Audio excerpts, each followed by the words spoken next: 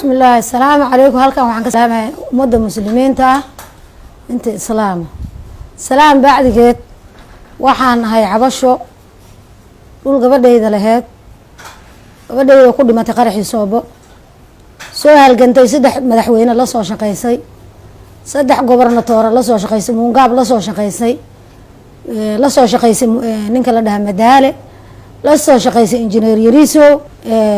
ku dhimatay qaraxii Soobe. u shaqeynaysay qorsheynta qaranka intaasoo dowladoodna soo shaqeysay ninkeedina hor dowladda loogu dilay awadeed soo madaxtooye ka soo baxay la dilay iyadana qaraxii Soobe ku dhimatay dhulkii ay gabadha lahayd oo iga gaday dhul galmudug laga bixiyay oo galmudug ku yaalay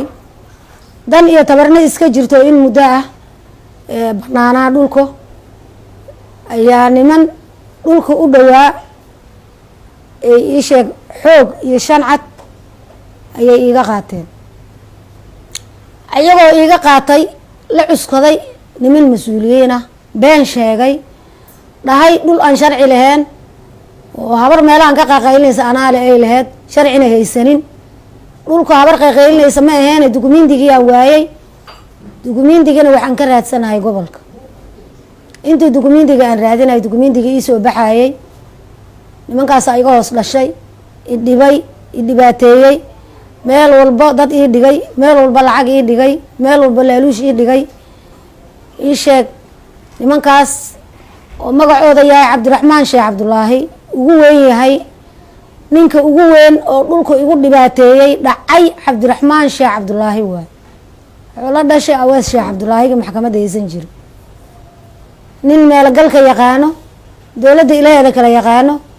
aqoon-yahan wax aniga waxba ma garanayo intaan dukumiintiga raadinayay nootayooyinka in dhulka ay gadatay gabadha inuu ku soo baxay aan kala raadinayay boobsiiskaas uu igu waday dhulka ninkaas dhacay boos uu gatay saan maqlay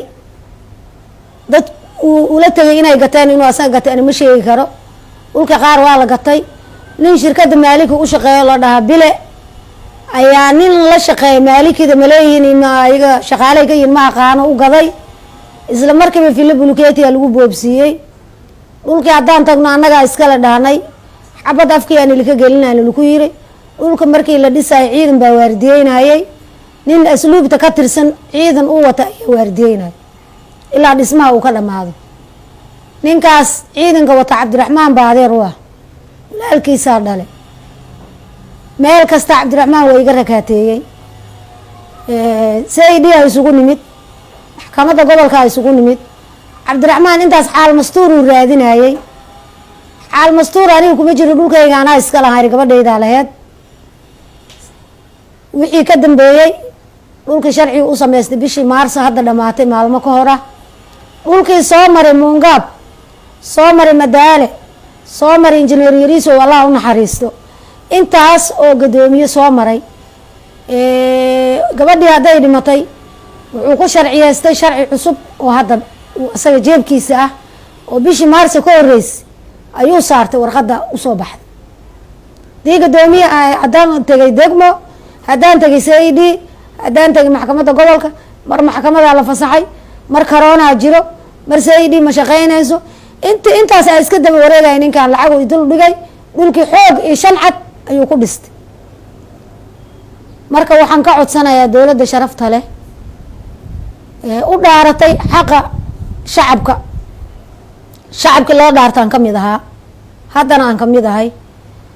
waxaan rabaa ninkaas in layga qabto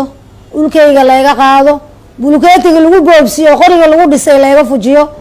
jiingada islaanta la dhex dejiyo ku dhex tukanaysa layga saaro dhulkayga lay baneeyo layga qaado Cabdiraxmaan intaasoo boos uu ku leeyahay galmudug dhulkayga dhibaato u dhaca ma qabo waa xasidnimo iyas anoo dumar oo ninkayga sariir saariyo bareelis yahay uu dhacayo marka waxaan ka codsanayaa dowladda sharafta leh madaxweynaha ra'iisul wasaaraha ra'iisul baarlamaanka gudoomiyaha gobolka dowladda waxaan ka codsanayaa ninkaas dhulkayga in layga qaado dhulkayga layga dumiyo waxa uu ku dhistay layga qaado islaamnimada علماء دينك dadka islaamka waxgaradka aqoon-yahanada inta islaama oo maryan garanayso maryan qorsheen garanayso ama codkayga taqaana ama aanan aqoon oo islaam oo diir naxdo oo qaraxiisooba dhibaatadiisa ogeed qaraxa sooba muslimka waa lagu tabarucay waa lagu taakuleynay ii sheeg hadda gabadheeda baabuur ay leedahay hataa garaash u yaala ma aqaan uu ku maqan yahay baabuurkeedii ma sheegi karo qola haysato baabuur u yaalay waa inay baabuur leed waa oga gabadha ilma degan anka baabuurku waa ku maqan kollay dad un baa ku tagay garaash u yaala ka soo qaad dhulkii hadda dhulkii isku haysanaa dadkaas qaraxiisooba muslimka islaamka waa loogu gargaaray gargaarka aniga nafteyda waxbuu iga soo gaaro guddiga gurmad qaran anigaba dhinac bay iga gargaareen maasha allah hadda waxaa taagan qaraxiisooba gabadhii hadday nafteedii weysay oo gabadhii la waayay dhulka in la boobo oo xoog iyo shan cad la ii sheego marka waxaan ka codsanayaa islaamka intii diir naxdo oo islaama dowladda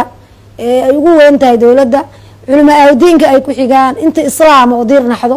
xaquuqul insaanka dadka u doodo dal iyo dibid waxaan ka codsanayaa dhulkeeda ninkaas laga qaado laga dhiciyo madaxweynaha baarlamaanka ii sheeg gadoomiye maxaa la dhahay ra-iisul wasaaraha duqa magaalada wasiirada intii islaama waxaan ka codsanaya ninkaas in dhulkeeda laga qaado lagana fujiyo waxa ku dhisana laga qaado lagana fujiyo